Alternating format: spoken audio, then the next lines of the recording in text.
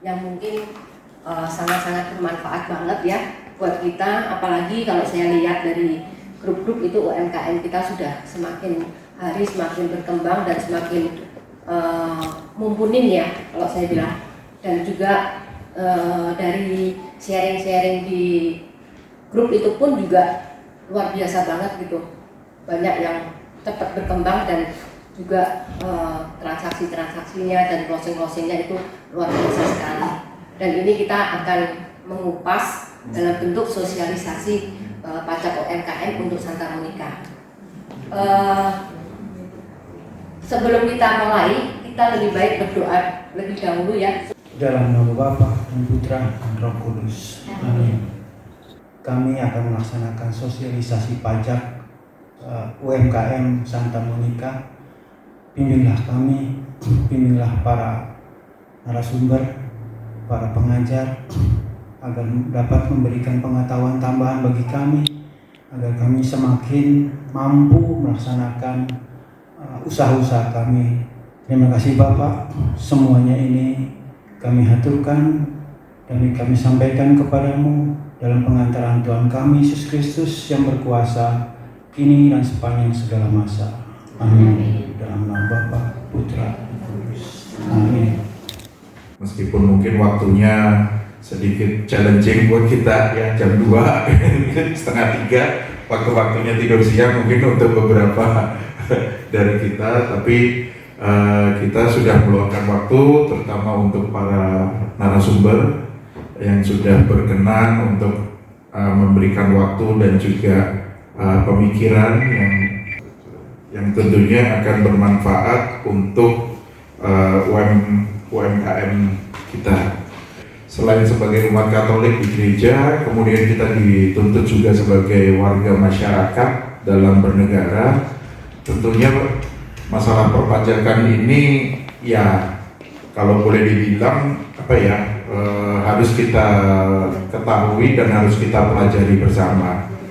Karena sebenarnya juga ada biblisnya ya di Roma 13 pasal 13 ayat 7 di mana disampaikan bahwa bayarlah kepada semua orang yang wajib kamu bayar pajak kepada orang yang berhak menerima pajak.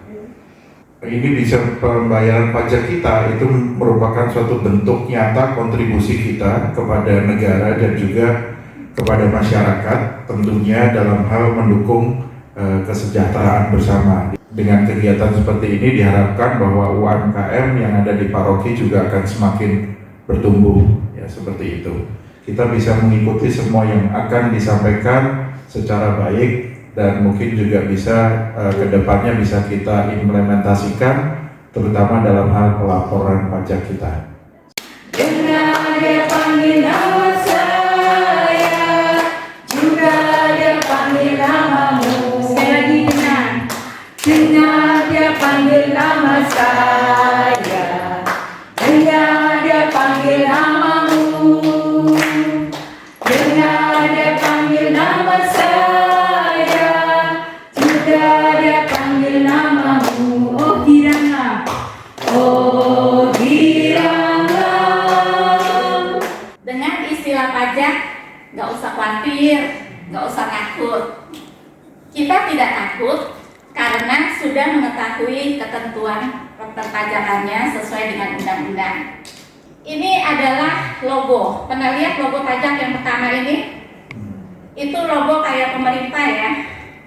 Ini logo, itu terus berubah logonya menjadi DJP, Direktorat Jenderal Pajak.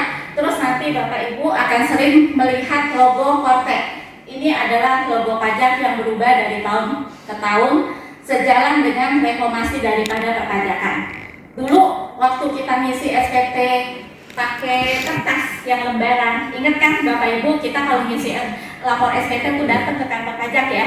Nah itu di atasnya tuh ada logo itu tuh, kayak gitu tuh, ada logo padi dan kapas, ya kan? Nah ini yang di sebelah kanan atas adalah logo PSE.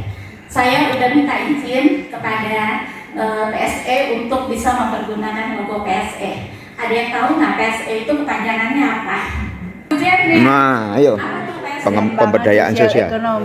Pengembangan sosial ekonomi. Golongan UMKM berdasarkan omset dan skala usaha. Yang ketiga, pajak penghasilan UMKM.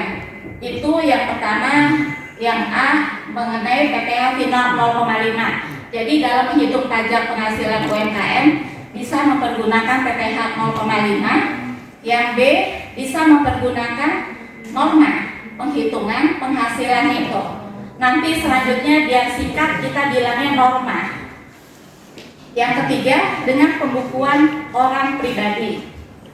Nah, yang keempat dikasih warna merah. Kenapa warna merah? Karena ini adalah isu hangat mengenai pengenaan PPh final 0,5% sesuai dengan PP 55 tahun 2022 untuk 7 tahun untuk orang wajib pajak orang pribadi. Itu kalau bahasa KUP itu bahasanya kadang-kadang nggak ngerti ya kalau dibaca sekali ya, gitu loh. Nah sekarang kita kupas coba. Kenapa kontribusi wajib? Siapa yang diwajibkan? Yang diwajibkan adalah orang pribadi atau badan. Nah itu wajib, kontribusi wajib. Nah bersifat memaksa, aduh ngeri ya, bersifat memaksa itu mengatakan begitu, bukan saya yang tulis ya, itu sesuai dengan KUP-nya bersifat memaksa. Artinya apa? Karena itu udah berdasarkan Undang-Undang Dasar 1945. Jadi kita sebagai warga negara kalau tidak pada bayar pajak, bagaimana negara Indonesia bisa membangun infrastruktur, ya kan, membangun negara Indonesia dengan lebih baik. Undang-undang perpajakan itu sudah melalui DPR, Dewan Perwakilan Rakyat, udah disetujui sebelum diundangkan. Artinya apa? Kita sebagai rakyat, artinya juga menyetujui adanya pajak ini dan ketentuannya. Mengapa imbalannya secara tidak langsung? Karena bukan untuk pribadi. Itu pajak itu adalah untuk kepentingan umum, untuk pemerintah dan orang banyak. Digunakan untuk apa? Ya untuk kemakmuran rakyat. Fungsi anggaran itu APBN ya, anggaran pendapatan belanja negara. Itu penerimaan yang terbesar berasal dari pajak. Pribadi hanya boleh gunakan PPh final 7 tahun. Kalau PP 3 tahun, kalau CV 4 tahun. Kalau dulu PPh final 1% sepanjang masa boleh gunakan. Nah, udah gitu dikeluarkan, diperbaharui lagi dengan PP 55 tahun 2022. Berarti baru 2 tahun yang lalu. Nah, itu ketentuannya sama. Ditambah lagi dengan insentif pajak 500 juta setahun. Nah, gimana nggak enak? Udah 0,5% dari peredaran bruto, ditambah lagi dengan insentif pajak 500 juta. Ya berharap para UMKM itu masuk dalam sistem perpajakan di Indonesia. Karena pajaknya murah ya. Kategori usaha yang tergolong sebagai UMKM adalah, nah sekarang singkatan lagi nih, UMKM pajakannya apa sih? Ada yang tahu nggak? UMKM, mikro kecil menengah. Pintar Ibu Jen, 100 usaha mikro kecil dan menengah. Jadi digolongkan 3 ya, mikro, kecil, menengah. Nah, menurut undang-undang itu dikatakan bahwa kalau mikro itu omsetnya adalah sampai 300 juta. Kita baca satu-satu aja ya. Kriteria daripada omset untuk usaha mikro, kekayaannya itu sekitar 50 juta. Omsetnya berapa? Omsetnya 300 juta. Nah, sekarang kalau usaha kecil, omsetnya berapa? Omsetnya di atas 300 sampai dengan 2,5 M. Nah, sekarang usaha menengah. Usaha menengah itu kekayaannya 500 sampai dengan 10 miliar. Omsetnya berapa? Di atas 2,5 M sampai dengan 50 M. Nah, sekarang kriterianya Kalau yang usaha mikro, itu tempat usahanya berpindah-pindah. Jenis produk yang dijual itu berubah suatu waktu. Misalnya sekarang jualan kue putu, besok bikin martabak, ya kan? Berubah-ubah produknya. Izin usahanya itu tidak memiliki izin usaha. Terus NPWP tidak mempunyai NPWP. Nah, terus belum ada pencatatan. Sekarang usaha kecil, omsetnya berapa? Di atas 300 juta sampai dengan 2,5 M. Tempatnya sudah tetap, ada izin, produk tidak mudah berubah. Anggap aja lah kita semua mikro ya. Udah berpikir sebentar. Mikro di bawah 300, di atas 300, oke lah, antara 300 sampai 500, ya. Kita lanjut ya.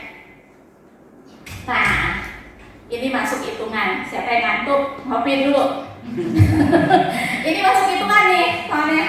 Siapa yang ngantuk? Ngopi dulu di belakang, boleh ngopi ya, Pak Bu Mary? Boleh ngopi di sini kok.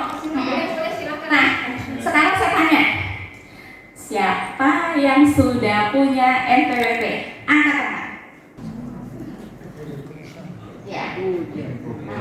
Sekarang siapa yang sudah punya NIB? NIB tahu nggak apa? Nomor induk berusaha. Ya. Nah, sekarang siapa yang punya NPWP dan NIB?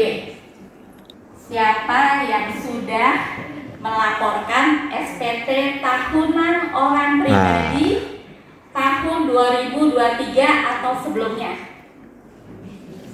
Nah, Bu, sudah menjadi warga negara yang baik, ya kan? Mengenai NIB, nomor induk berusaha, itu kemarin saya Google NIB ada di mana, nama produknya apa, segala macam. Berarti data ibu sudah masuk ke Kemenkum, ke Menteri Hukum dan Hak Asasi Manusia. Jadi bapak ibu dianggap sudah punya usaha. Udah jelas? Ya, udah jelas ya? Udah punya usaha.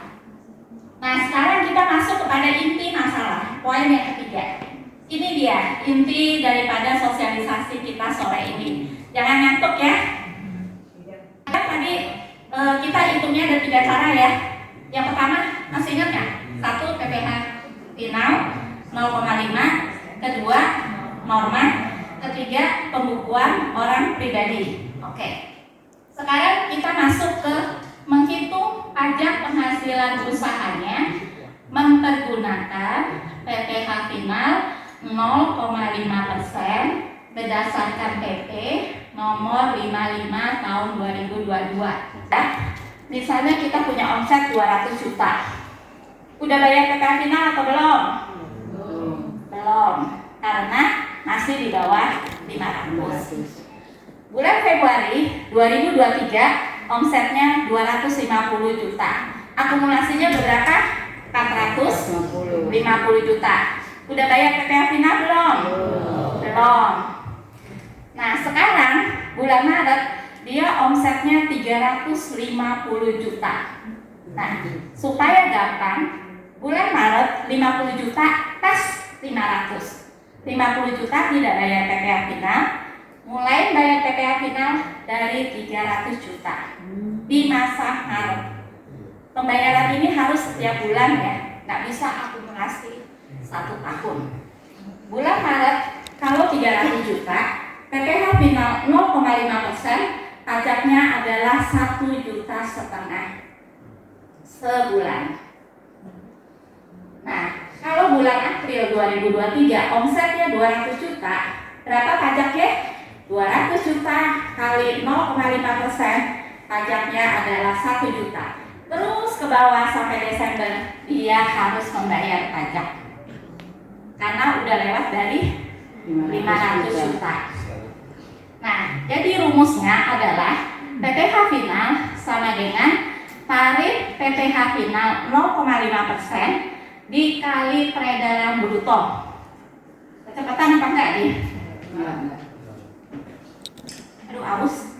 Dapat mempergunakan norma adalah wajib pajak orang pribadi yang melakukan kegiatan usaha dan atau pekerjaan bebas dan peredaran brutonya kurang dari 4,8 miliar dalam 1 tahun pajak.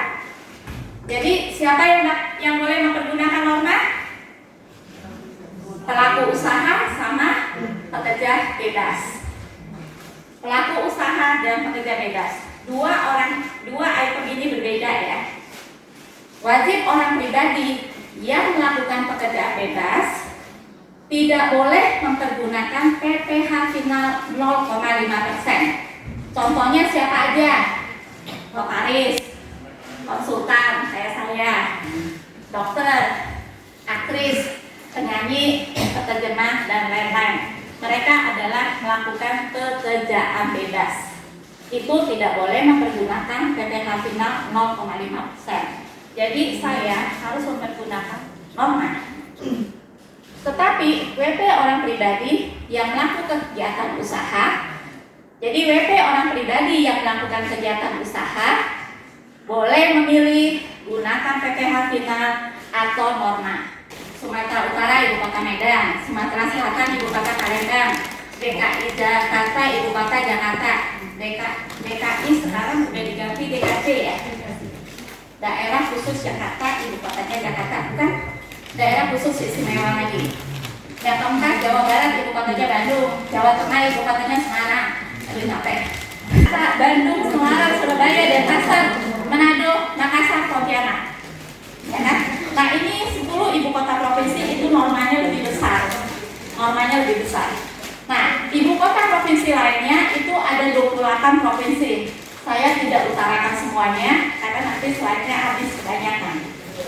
Jadi salah satu adalah Banten, ibu kotanya Serang. Di mana kita tinggal itu masuk ibu kota provinsi lainnya. Contoh ya, jangan ngantuk lagi ya, ini angka nih. Ini dengan norma ya. Penjual makanan Ibu Ani di kota Tangerang Selatan. Masuk ibu kota provinsi lainnya yaitu Banten. KLU-nya, normanya adalah 20%. Tadi kita lihat normanya 20% kan? Nah, betul. Normanya 20%, KLU-nya 56102. Nah, gimana cara ngitung pajaknya kalau mempergunakan norma? Misalnya, penghasilan 1 tahun 250 juta. Kalau norma 20%, maka penghasilan netonya adalah 20% kali 250 juta. Itu sama dengan 50 juta. Itu PTKP-nya. Penghasilan tidak kena pajak, anggap aja dia TK, maksudnya tidak kawin dengan tidak ada tanggungan, pokoknya single aja. Kalau single PTKP setahun adalah berapa? 54 juta. Nah, kalau penghasilan netonya 50 juta, PTKP-nya 54 juta, pajak terutangnya bayar nggak? Nggak, nihil. Murah kan? Nggak mahal. Pajaknya nggak bayar pajak kok. Nah, ini KLU. KLU adalah klasifikasi lapangan usaha. KLU pajak merupakan kode yang diterbitkan oleh Dirjen Pajak untuk mengelompokkan wajib pajak ke dalam golongan jenis usaha yang mereka jalankan. Jadi kalau yang udah register MIB itu biasanya tahu tuh KLU-nya berapa, ya kan? Di MIB ada KBLI. KBLI itu klasifikasi bahan baku Indonesia. Nah itu hampir sama ke KLU-nya, biasanya sejalan, tapi nomornya berbeda. Itu pajak penghasilan usahanya mempergunakan pembukuan orang pribadi. Wajib pajak orang pribadi boleh memilih mempergunakan pembukuan walaupun tidak diwajibkan. Jadi boleh-boleh aja orang pribadi pakai pembukuan. Menjual makanan dengan total penghasilan tahun 2023 sebesar 500 juta dengan KLU-nya 56102. Dulu dengan PPh final 0,5% ada insentif 500 juta, Ibu Ani pajaknya nihil. karena penghasilannya belum melebihi dari 500 juta. Nah, sekarang bagaimana jika Ibu Ani mempergunakan norma penghasilan 500 juta, normanya 20%, maka penghasilan netonya adalah 100 juta. Kalau PPKP untuk orang pribadi yang masih single 54 juta setahun, maka penghasilan kena pajak atau PKP adalah 46 juta. Pajaknya berapa? 5% dari 46 juta adalah 2.300.000 setahun. Nihil, terpaksa sekarang bayar 2.300.000 setahun. Tapi masih oke lah, ya kan? Karena masih 190.000 per bulan. Apakah PPh final 0,5 diperpanjang atau tidak? Belum ada isu, ya kan? Kalau nggak ada isu berarti 1 Januari kalau nggak bisa gunakan PPh final lagi. Nah sekarang jika dengan pembukuan juta, kita taruh HPP-nya 60% adalah 300 juta, laba kotornya 200 juta, biaya-biaya termasuk biaya karyawan, biaya listrik, biaya air dan sebagainya 125 juta, laba bersihnya adalah 75 juta. PPKP dari orang pribadi itu adalah 54 juta. Maka penghasilan kena pajaknya adalah 21 juta. Pajaknya berapa? 5% dari 21 juta, yaitu 1.050.000 setahun atau 87.500 per bulan. Nah sekarang yang ketiga, jika membuat CV atau PT baru, jika CV bisa kembali mempergunakan PPh final 0,5% untuk jangka waktu 4 tahun, dan untuk PT bisa kembali mempergunakan PPh final 0,5% untuk jangka waktu 3 tahun. Namun wajib pembukuan. Pajaknya berapa? Kalau omsetnya 500 juta, pajaknya adalah 0,5% kali 500 juta, pajaknya adalah 2,5 juta. 2 juta tidak ada insentif 500.000. Insentif 500 juta.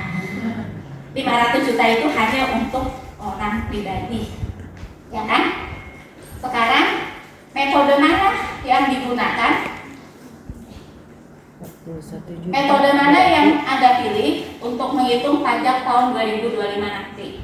Nah, semoga dari ini bisa dimengerti dan kita masuk dalam sesi tanya jawab. Tanya jawab ini nggak usah takut, tanya aja. Tetapi yang ditanyakan hanya wajib pajak orang pribadi, jangan badan usaha, ya kan? Nah, kalau nanti kita masuk dalam konsultasi pribadi. Dalam konsultasi pribadi, saya dibantu sama Ibu Yoke Dewi dan Ibu Siti Fani. Luar biasa. Norma dan pembukuan itu bayarnya gimana ya? Maksudnya kalau sebelumnya kan yang PPh 0,5% itu bayarnya tiap bulan.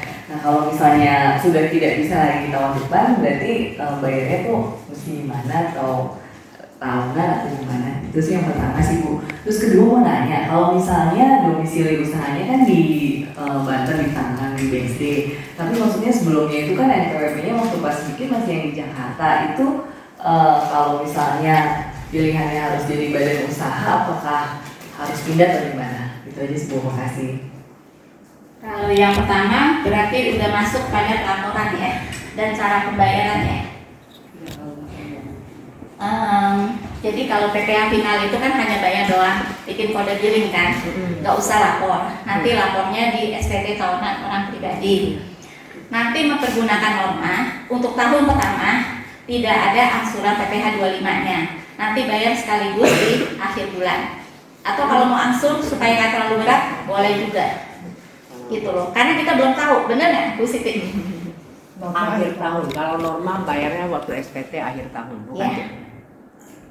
Kalau norma bayarnya akhir tahun. Ya benar, akhir tahun. Gitu. Nanti pada waktu pelaporan di SPT di Maret 2025-2026. Nah, tapi hati-hati kalau mempergunakan norma harus mengajukan norma penghitungan dulu ya.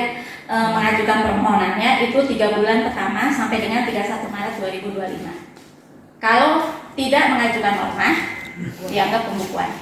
Hati-hati itu, ya kan? Kalau pembukuan akhir tahun juga. Kalau mau pakai norma, Jelasin syarat untuk memakai norma. Cara untuk memakai norma. Syarat. Iya. Jadi kalau mau pakai norma itu ada persyaratan yang biasanya orang tidak tahu. Jadi kita harus mengajukan surat dulu ke DJP bahwa kita akan memakai norma. Misalnya contohnya tahun 2025 kita akan pakai norma. Kapan kita harus mengajukan? Itu adalah paling lama Maret 2025. 2025. Nah sekarang ini semua online. Jadi harus diajukan di paling telat Maret 2025 sebelum kita masukin SPT. Kenapa kita harus masukin itu norma ya? Karena pemerintah baru tahu, oh kita untuk tahun 2025 kita pakai norma, kan ada persentase yang Bu Leni tadi sampaikan macam-macam ya jenis industri. Kalau tidak menyampaikan itu surat konsekuensinya apa? Itu dianggap tidak pakai norma, Bapak Ibu dianggap untungnya 100%. Tujuan norma ini kan pemerintah kan, kita nih UMKM, omset cuma 4,8 M, satu bulan cuma 400 juta ya. Jadi kan dianggap bikin pembukuan tuh sangat rumit. Kalau orang akuntansi mungkin lebih ngerti ya, gitu kalau kuliah akuntansi. Kalau kuliahnya jurusan lain, apa sih itu namanya neraca, balance sheet, rugi lama tuh nggak ngerti kan? Itu sangat sulit. Nah pemerintah memberi kemudahan ya untuk orang tidak mengerti, pakailah norma. Tapi terus terang tadi Bu Leni udah sampaikan pakai norma itu tarifnya tuh tinggi loh. Misalnya tadi 20% ya, 30%. Itu dianggap laba kita tuh 20% makanya. Jadi cerita omset saya 100 juta, kita dianggap laba tuh 20 juta. Nah jadi dipukul rata sama dia kan. Tapi kalau kita bisa bikin pembukuan itu kan sesuai laba sebenarnya. Nah kena pajaknya lebih murah, corporate tax kan lebih murah. Kalau corporate tax maksudnya CV atau PT pajaknya itu kalau di omset di bawah 4,8 cuma 11% dari laba.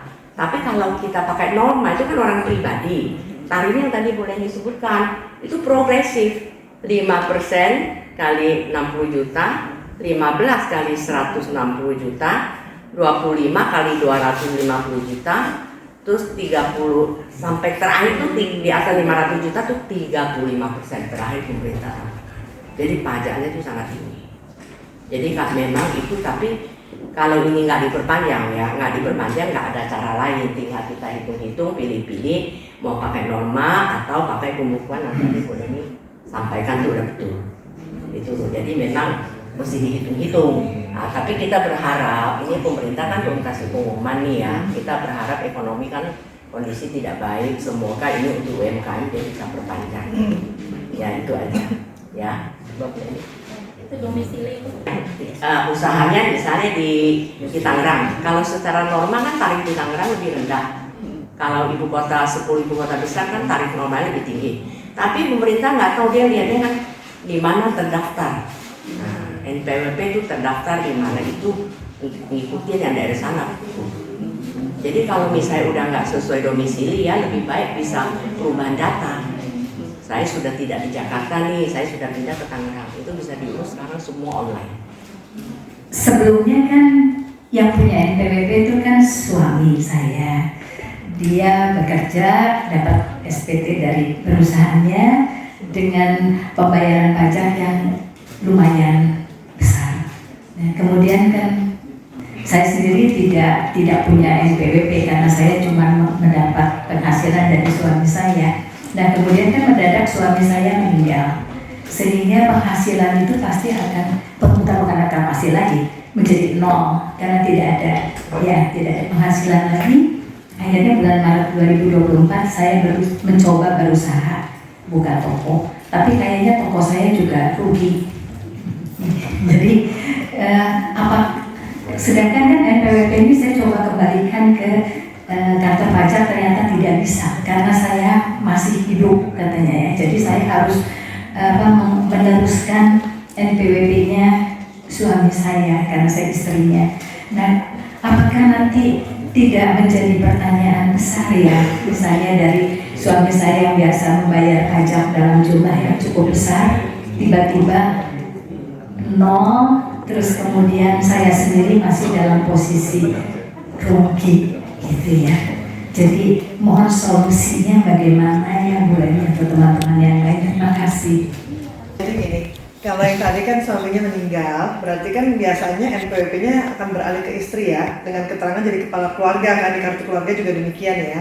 Nah kemudian istri kan pasti melakukan pencatatan dong dari usaha toko, ya kan. Jadi secara nggak langsung dengan ada akte kematian, kartu keluarga berganti, kantor pajak itu paling nggak update ya statusnya bahwa istri menjadi kepala keluarga dan kemudian istri tidak memiliki penghasilan kecuali dari toko tadi, ya kan? Mungkin tokonya tadi bisa pakai yang UMKM tadi, tarif pajaknya kan kalau 500 juta omset itu masih nol kan, ya kan? Jadi kantor pajak sebenarnya sih dia make sense saja gitu loh. Jadi kalau memang kita penghasilan cuma di bawah 500 juta nggak ada pajak ya kita tunjukkan gitu loh.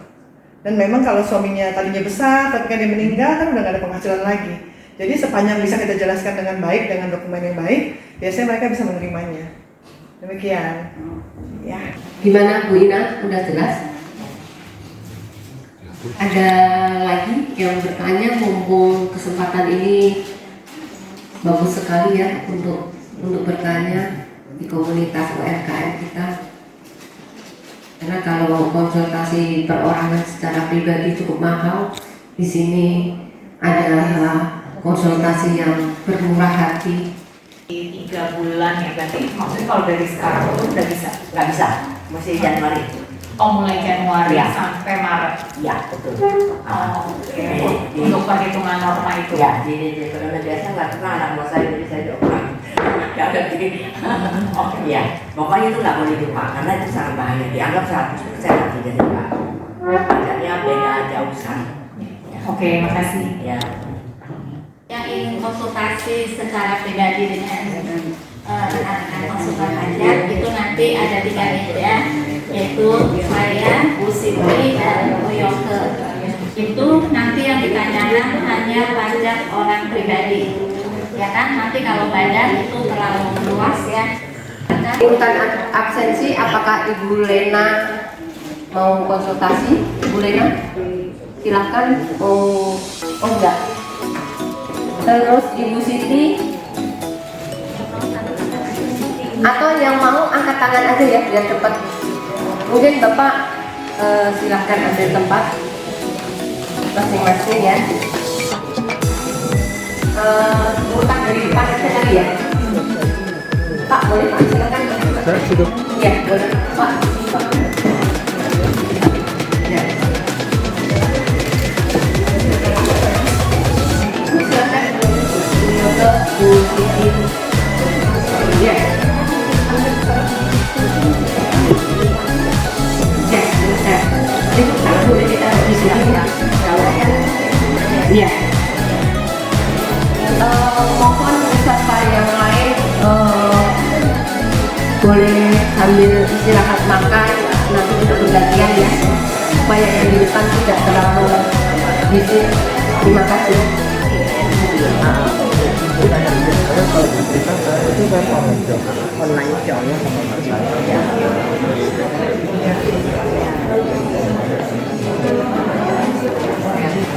Sudah dikasih tahu semua.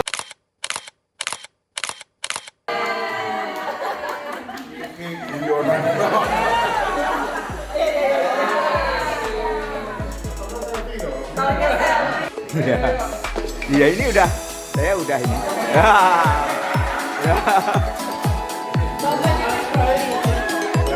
Ya.